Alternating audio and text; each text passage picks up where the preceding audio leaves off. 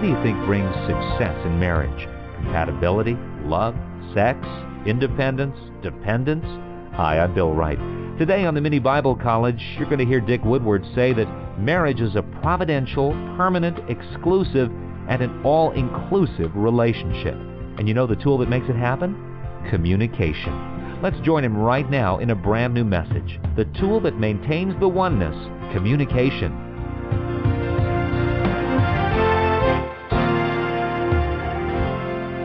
We have said that communication is the tool that makes it possible for us to maintain the oneness that we have in this relationship that God has put together and brought together for us.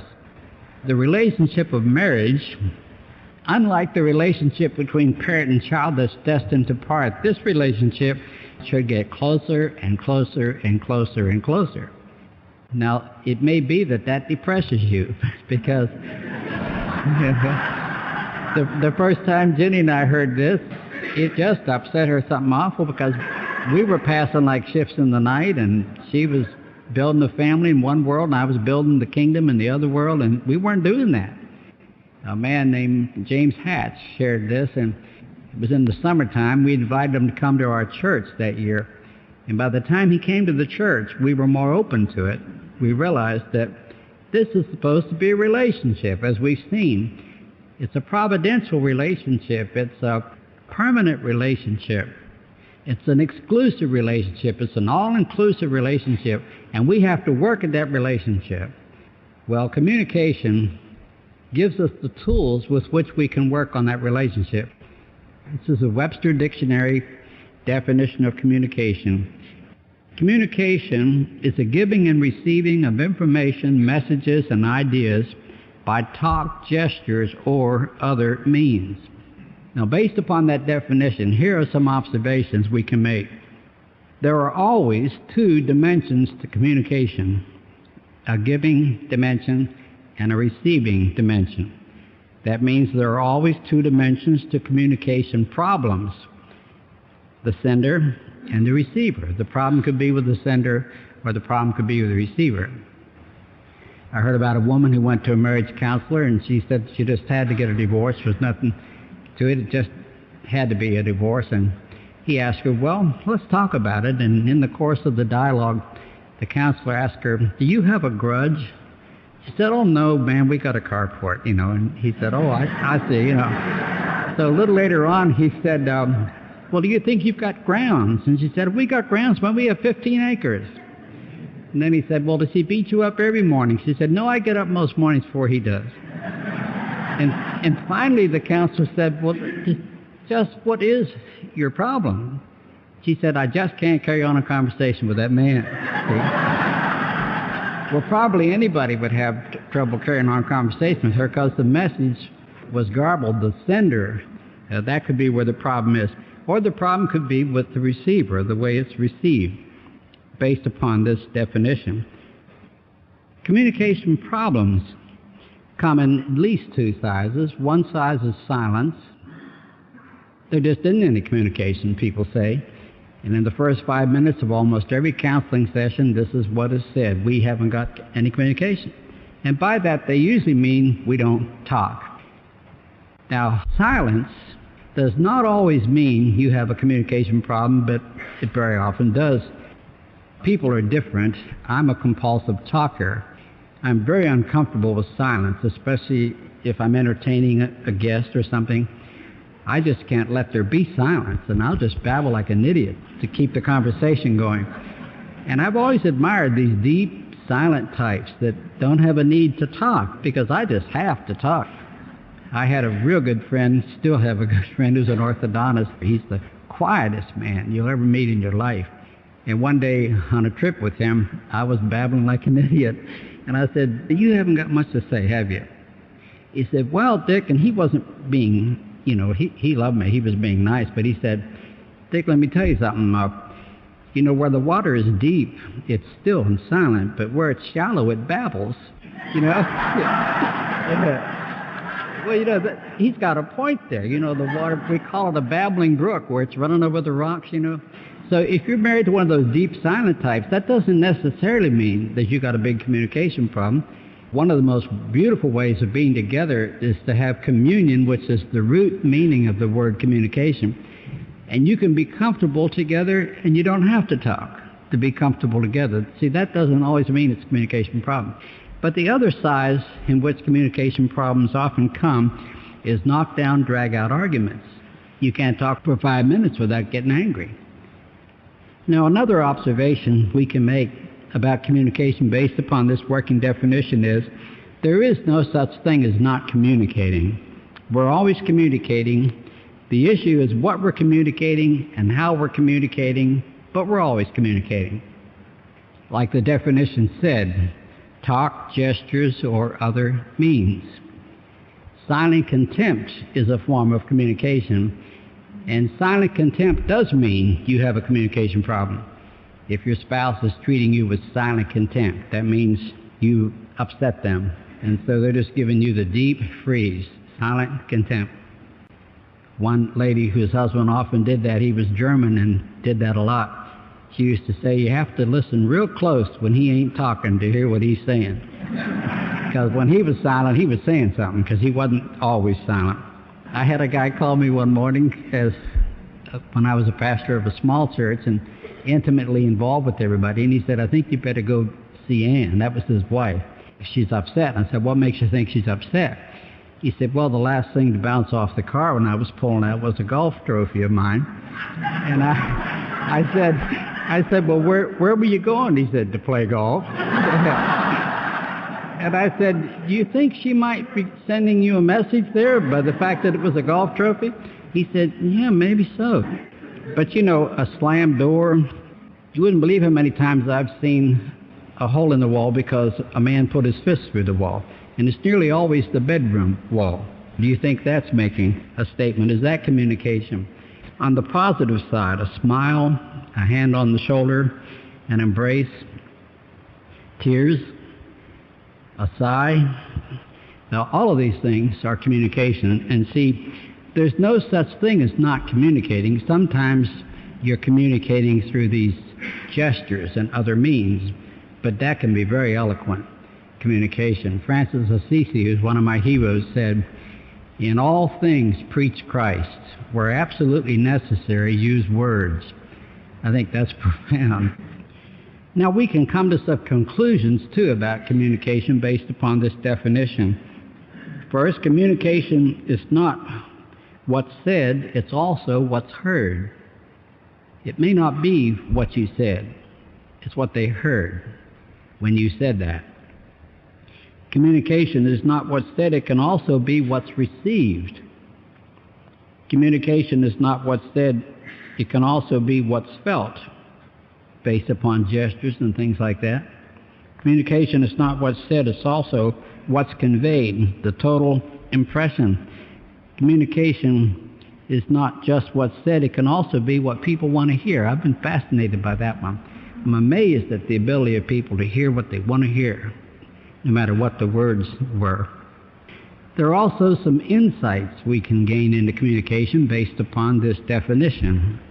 I had a speech professor once in California, came into a classroom, it was a speech class, and it was just chaos. It was just high level, high decibels, of talking and carrying on. And he went up to his lectern, it was a table, and he slammed his open hand down on that table. It sounded like a shotgun blast. And he said, right as he slammed his hand on the table, I want absolute pandemonium. And the room got real quiet. Completely controlled the classroom. And then he explained to us what he had just demonstrated for us. 7% of communication is words. 55% of communication is the inflection upon the words. And 38% is the body language that accompanies the words that are spoken. He said, I want absolute pandemonium. That didn't control the classroom. That would have done the opposite if people had really understood what he said. But it was his inflection on the words when he said them. By the way he said them, he was saying, I want this class to come to order, see? And then slamming his open hand on the table, that got everybody's attention pretty good. That said something. And according to him, that's 38% of it. But the inflection on the words, he said, is 55% of the communication proposition. Think of this statement. A woman without her man is lost. You get the meaning? Now listen to it again. A woman without her man is lost. You get the meaning? Totally different meaning. And what changed the meaning? It's just the emphasis on the words. Well, all of that sort of thing is wrapped up in that profound little definition you get out of Webster's dictionary. Communication is the giving and receiving of information, messages, and ideas by talk, gestures, or other means. The experts on communication tell us there are different levels of communication. There's the non-communication level, where you're using cliches that don't really share anything. Then there's factual information, comments about the weather, news events. This is sharing what you know. Then there's opinions and observations about things that really matter to you. This is sharing what you think. It's warming up now. Then there's emotions and feelings shared with intensity. This is sharing what you feel about things that are important to you. That's a higher level of communication. And then there are those intimate conversations where you talk about who you are, and where you think you should be. And this is sharing yourself. And this is a higher level of communication. In Christian marriage, since we're supposed to be other-centered, when you're sharing who you think your spouse is, and what you think your spouse is, and where you think your spouse is, and who and what and where you think your spouse ought to be, and where you'd like to see them be, now that's, I think, still a higher level of communication. Another thing we should say about communication up front is the value and the priority of communication. Frankly, I think all of us in our culture, and this includes Christian couples, do not highly value communication, marriage communication, these deeper levels especially, because we simply do not prioritize time, energy, and place to make sure that communication takes place. It takes time to communicate, but if you don't value communication, you won't give time to it. I once was challenging some couples about communication, and we had a discussion, and I was talking about making it a priority, and this woman's husband was an anesthesiologist, and she said, the only way I can ever get any communication with my husband is to get on a gurney and be rolled into the operating room, and when he goes to put that mask over my face, then I'll say, hey, Fred, this is me. Let's communicate. Because he absolutely allowed no time for communication, which means he didn't value it. Well, if you don't value communication, you're certainly not going to have communication. It takes time to communicate, it takes energy to communicate, and it takes courage to communicate. One of the reasons we don't communicate is we're just too tired. We say, I'm just too tired. It takes energy. I guess we sort of think it doesn't. It's not supposed to. And so we're not willing to expend energy for that. We expend it for everything else. From 6:30, 7 o'clock in the morning, we're expending energy to things that matter. But when we come home and it's time to communicate, we just don't value it enough.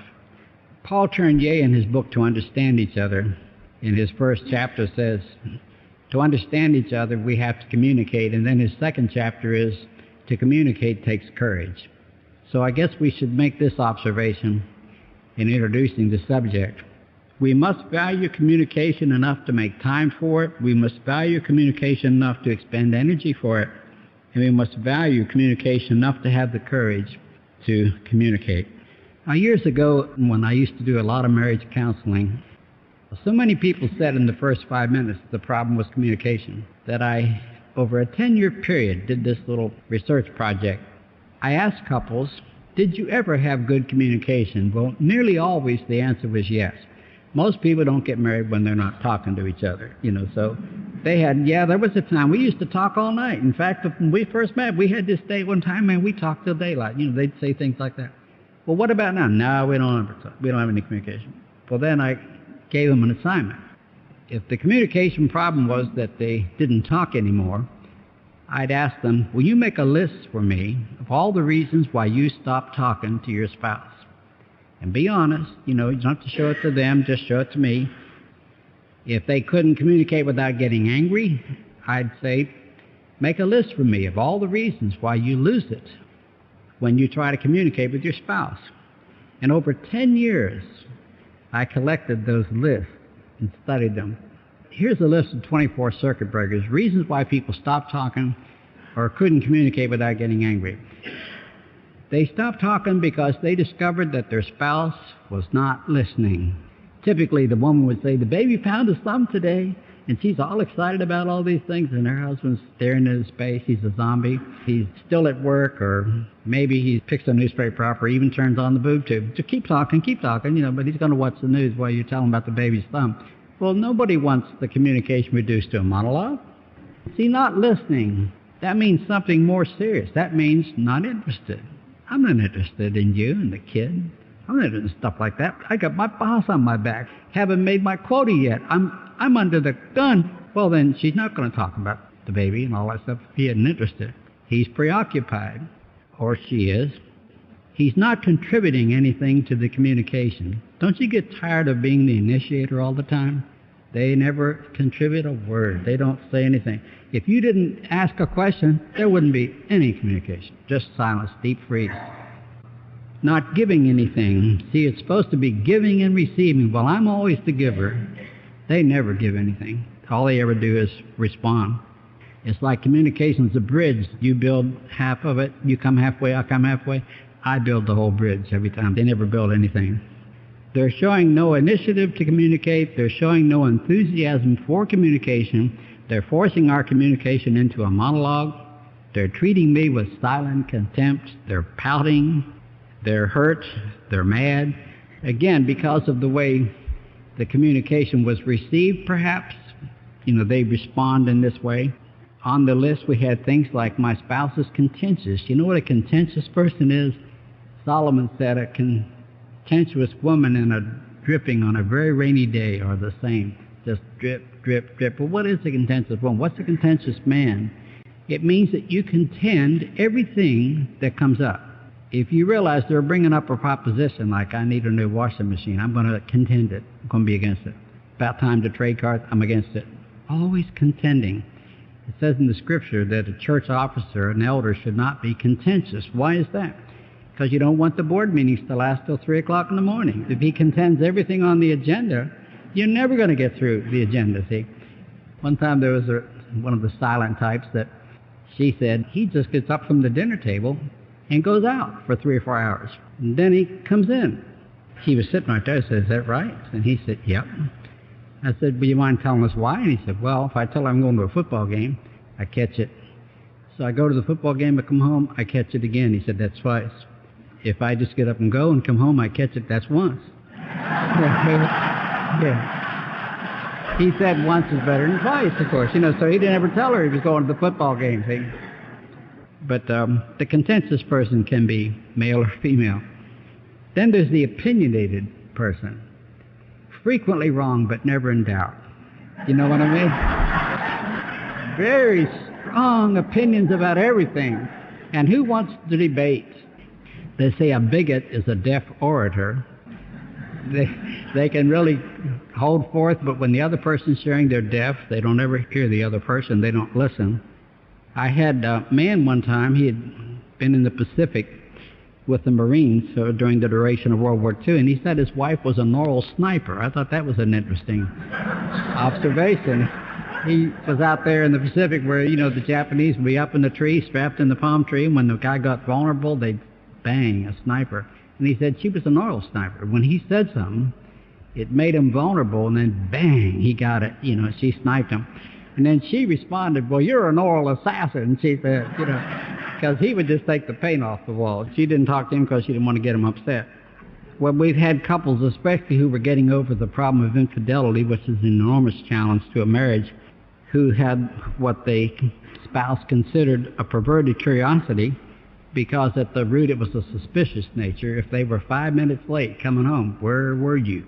That sort of thing. And that wreaks havoc with communication. Now, all of these circuit breakers I've just mentioned, 24 of them, I call the selfish factor in communication circuit breakers. Because all of these, if you analyze them at their roots, they're getting down to the fact that the person is selfish. They're not other-centered, they're self-centered. That's why they're not interested. That's why they're not listening. That's why they don't care about the other person or the other person's day. And of course, circuit breakers, when they pop on your little electric panel, you can push them back, and restore the circuit again. The thing that restores every one of these 24 circuit breakers is unselfishness or other-centeredness. That's the key. Another category I call the practical circuit breakers. These things wreak havoc with communication, but they're just practical things like the failure to make time for communication, television. They say a lot of couples have a communication problem, but they don't know it till the TV breaks down. If the TV breaks down, it's going to be a month. Then they discover, hey, we don't even talk. We don't even communicate. We're not skilled at this because the communication is one of those practical circuit breakers. I was called to a home one night. This family had just had a disastrous dinner hour. The father was an insurance agent. Most of his work and his pressure was at night. And he came in for sort of a pit stop, the dinner hour. And of course, he was all gussied up in his best suit and just immaculate, ready for his appointments. Just about 5 minutes into the dinner, the wife says, the bank called today and they're going to foreclose on this house if we don't come up with some money. And just then, the little baby had pablum all over its hands, everything, grabbed his arm with both hands, and started to cry. He looks at his beautiful suit with all this pablum on it. He just explodes. He almost turns the table over. He just loses it. And when the smoke cleared, what we discovered together was you violated a practical factor in communication. It's called time and place factor. There are many different kinds of communication in a home with children, and there must be a time and a place for these different kinds of communication. That was not the right time and the right place for what I call a board meeting. That's one kind of communication you have to have. I would say that wife's timing was off. It was the wrong time, it was the wrong place. Now, her argument is, there is no time, there is no place, because he didn't want to talk about these things. Well, that's true, too. And there has to be a time and a place. But violating that time and place factor, that's just a practical circuit breaker. There are such things as communication habits. Communication habits can be learned. They can be learned from your mother, from your father. And there is such a thing as a nagging wife. There's such a thing as a nagging husband. All of these things can be both ways. Communication habits, you can just get into a habit of nagging or being contentious or whatever.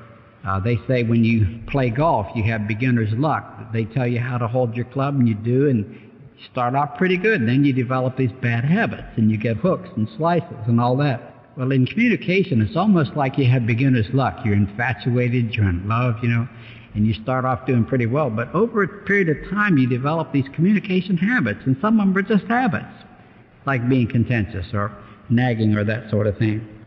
Sometimes a practical communication circuit breaker is the failure to recognize the need that your spouse has for solitude. It's no reflection upon your intimacy if they still need some space. Khalil Gibran, who wrote the book The Prophet, had a little chapter on marriage, and he said the two are one, but in some senses they're still two.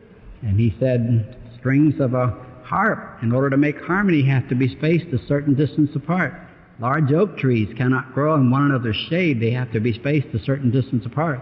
Even though we're one, and it's an all-inclusive relationship, we shouldn't be threatened by the fact that our spouse needs space and we need space, because there are still senses in which we're still two. Well, these practical circuit breakers, I think, can be restored by just asking God for wisdom. One of my favorite verses is James 1:5, where it says, if any of you lack wisdom, ask God. The older I get, the more I pray that prayer. I find myself again and again and again just saying to God, I don't know what to do. I need wisdom. I haven't got it. And I'm amazed at how He responds and gives the wisdom that I need.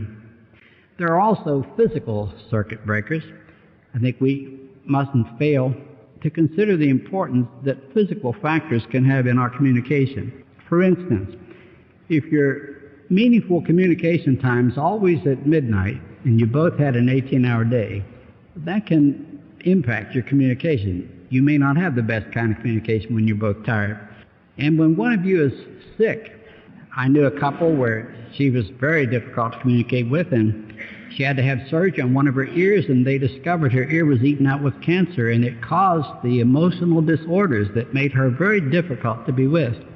It was a physical factor in their communication. If your spouse is depressed, do you think that has an impact upon your communication? It may be that the husband doesn't want to listen, or the wife doesn't want to listen to an organ recital, organ by organ, if one of you is sick. Do you ever notice when you've had surgery how much you love to talk about it? I mean, it's called the martyr complex. It's like, it was a cold morning in October when they wheeled me into the operating room. You like to start at the beginning, go through. But have you noticed that nobody's interested in that? I learned this a long time ago with my MS. People ask me how I'm doing, and I realized they don't really listen. I say, great, wonderful, marvelous, and tremendous, because nobody's going to listen when you start this organ recital. Well, there's this, there's, nobody wants to hear that, see. So those could be physical factors in communication. And then there are psychological factors in communication. Now, I'm not an amateur armchair psychologist.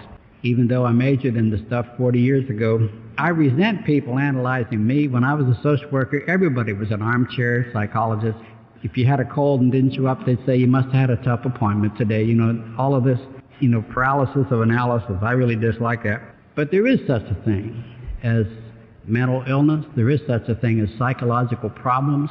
And if you're married to someone with psychological problems, or you have psychological problems, don't kid yourself. That impacts on your communication. On these lists that turned up where they gave us the circuit breakers that broke down or snared the communication lines, a lot of these things turned up. Like if your spouse is depressed, now that's going to impact your communication. If they're angry, as I mentioned, I was angry the first few years that I was married, and believe me, that impacts your communication. If the person is projecting self-anger, this is a very real thing. It's in the Bible. This is what Cain did. When Cain was told by God that he was unacceptable and therefore his offering was unacceptable, he goes out and beats Abel to death. Now, why did he beat Abel to death? Abel didn't do anything to him. I believe Cain was angry with himself, and he projected his self-anger onto Abel. That's why when God came to him, he asked him, if you do what's right, will you not be acceptable? And if you don't do what's right and become acceptable, this thing's going to destroy you. A lot of people go through life beating Abel to death because they're projecting their own self-anger. Well, if you're married to someone who's doing that, believe me, that will impact your communication. If your spouse is insecure, unproven, unsure, defensive, threatened, it's very difficult to communicate with someone like that. If they're experiencing not only self-anger, but self-anger to the point of self-contempt, and self-contempt to the point of self-destruction, that's what an alcoholic is doing, destroying himself or herself. And usually at the root of that, you'll find self-contempt, self-anger, and that's what leads them to self-destruct. I've seen people, and this intrigues me, it's like I've been studying the human family for a long time, and I'm intrigued about certain aspects of human nature. People who are doing this self-destruction thing, they will actually turn you away if you're trying to befriend them, and when they succeed in offending you to the point that you turn away from them, they just chalk up another one and say, there's another one that thinks I'm no good. See there? I'm really no good. I've known people to do that. I knew a lady who did that, and I vowed to God that I was going to love her anyway. And I did a great job for a couple of years, and I was the only friend she had in the world and all this. She said, one summer I overstayed my vacation. I should have gone on vacation a month before I did. And after church, she and her husband invited us to have dinner, and we rode in their car up to the strip there at Virginia Beach, had dinner in a restaurant on the beach. And during the dinner, she attacked my best friends, the best friends I had in the world. She started to cut them up one side and down the other, just shred them, and I lost it. And I just took her on and said, there isn't a word of truth in that? And boy, it was an explosion. And we had to ride back to the church together, looking out opposite windows. It was a disaster. And all she did was she just chalked up, see there, even he thinks I'm no good. It's amazing how people can do this.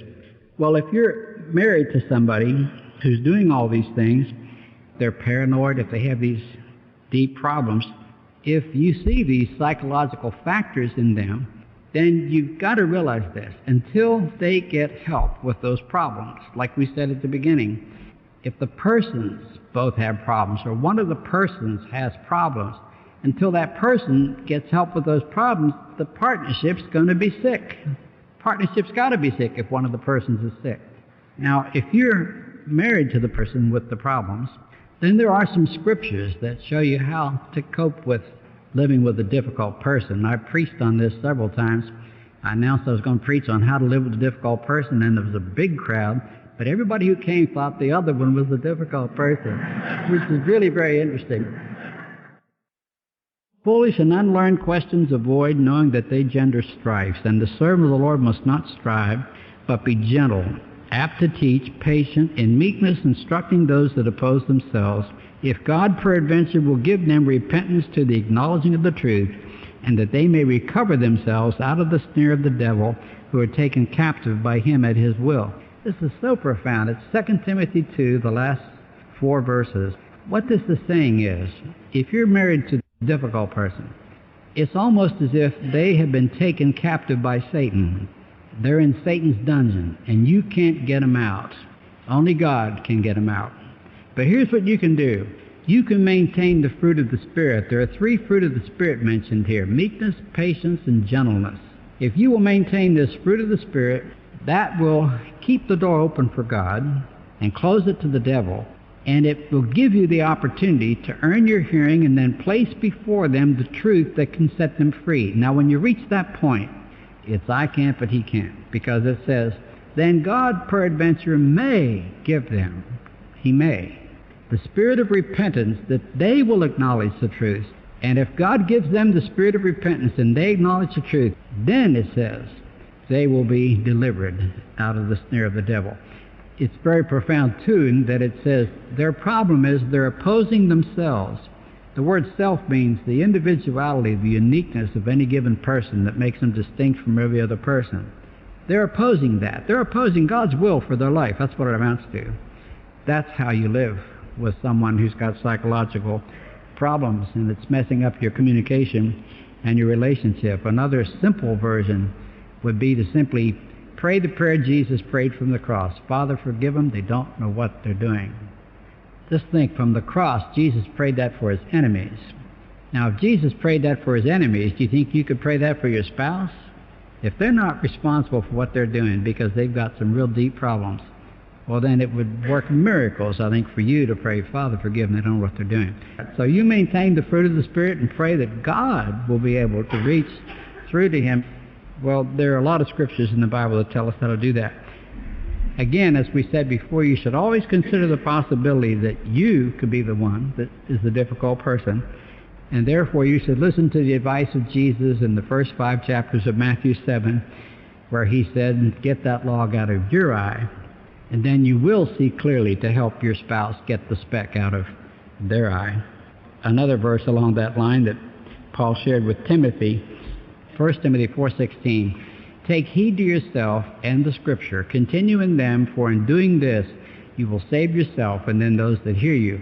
You could apply that to marriage this way. If you get into the Word and the Word gets into you and you apply it to yourself, then you'll experience salvation. Then you can be a vehicle of salvation to that difficult person that you live with. Now, in conclusion, I'd like to say a few words about communication as a family. If you're a family with children, the communication factor is a lot bigger than just you and your spouse. I believe it's important for us to acknowledge the fact that in a family, for instance, my wife and I had 3 daughters and 2 sons. In a family like ours, there were some distinctions that needed to be made in communication patterns or combinations, and time had to be prioritized for all these different communication combinations. In our family, we found that we had probably about 30 different communication combinations, and they went like this: husband and wife, that's one combination. Then there's father and mother. The father and mother, that's the board meetings. We used to make the mistake of going out to our favorite restaurant, and while we're having a dinner we can't afford, we get into an argument about the children. And then we'd realize, but after the disaster, that we turned husband and wife time into board meeting time, father and mother time. See, that's two separate kinds of communication. You shouldn't mix them. But in our home, we also had parents and all the children together at one time, the family hearth. That's just about a lost cause today. Then there's the father with all the children. There were times when I felt like I should get all the children together and meet with them without their mother. And then I like to have a thing called gripe time, where they could gripe for 1 hour about anything that was going on that wouldn't be used against them. So I used to take my kids out and we'd have gripe time. I'll never forget one night in the Shoney's, we had this gripe time for an hour, and the kids really won a lot of concessions from me. I was pussycat. They loved to meet with me. And I gave in to a lot of things, and when we got up to leave, the people in the restaurant applauded, you know. They had been listening to this whole conversation and got a big kick out of it, especially the fact that the kids carried the night, you know.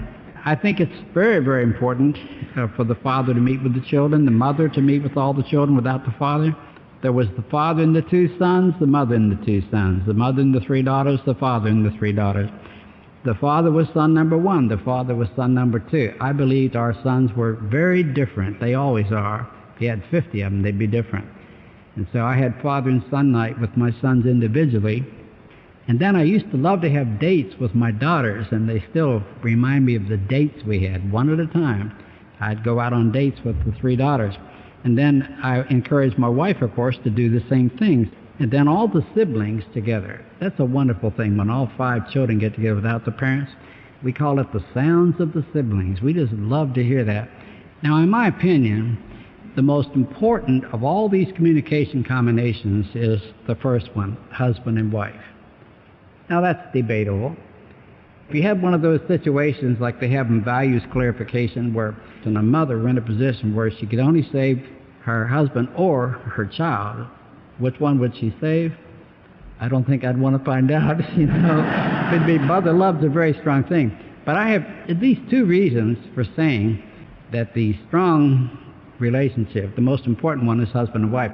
Did you ever hear about the guy who said, how do you tell your wife that you've invited the boss and the whole company to come to your house for dinner? And the guy responds, just like porcupines embracing, very carefully. You explain it very carefully. See, well, how do porcupines embrace? Somebody wrote a poem about these 2 porcupines. It's real cold, it's at night, and they're married, and they want to get warm. They want to embrace, but every time they try to embrace, they get stuck. So how do porcupines embrace? Well, see, that's communication. Since it's a giving and receiving, it's not just the communication that's given, it's how it's received. When you communicate, it takes courage because sometimes the truth really sticks. So you have to make up your mind, you're going to just be separate or you're going to risk the pricks. In the normal cycle of life, they say we can divide our life into 3 pieces, like 3 pieces of a pie. 1/3 of our life we spend being nurtured by our parents, and then 1/3 of our life we spend nurturing children with our spouse.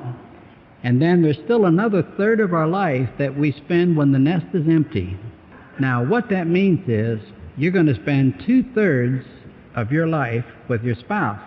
So the communication combination you really want to work on is that one, because that one's going to go on after the kids leave the house.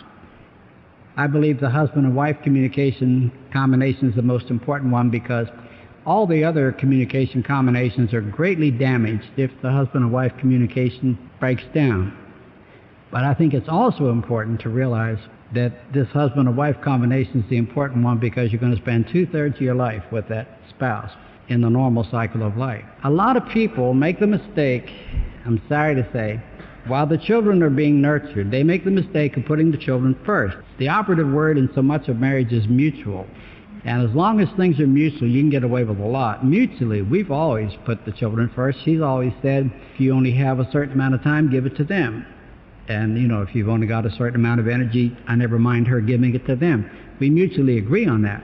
But this can be very dangerous because while the children are being nurtured, if you neglect your relationship, when that nest empties, you look at each other and you haven't got a relationship. And you realize, we haven't got a marriage.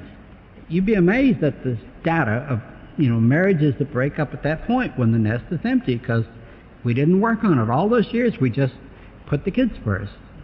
I've known more women who have said, I'm burned out, used up, and broken down. And they're gone and they're not looking back.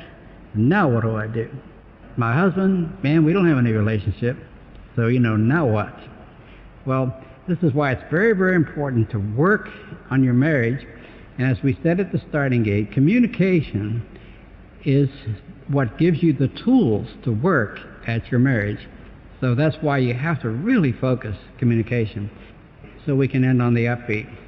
It's very tough to strengthen some of these links that make us one.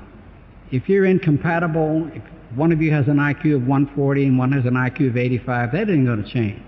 You talk a lot about acceptance. You just have to accept a lot of things, But communication is something you can do something about if you really want to. And if you work at your communication, then you gain the tools to work at the whole relationship. Oh, that's great. Just a little inflection. Let's do a test. When you say, I love you, does it come out sounding like, I love you, or I love you? Or is it, I love you? See, your tone of voice and inflection says it all. That's a practical help Dick gave us today, isn't it?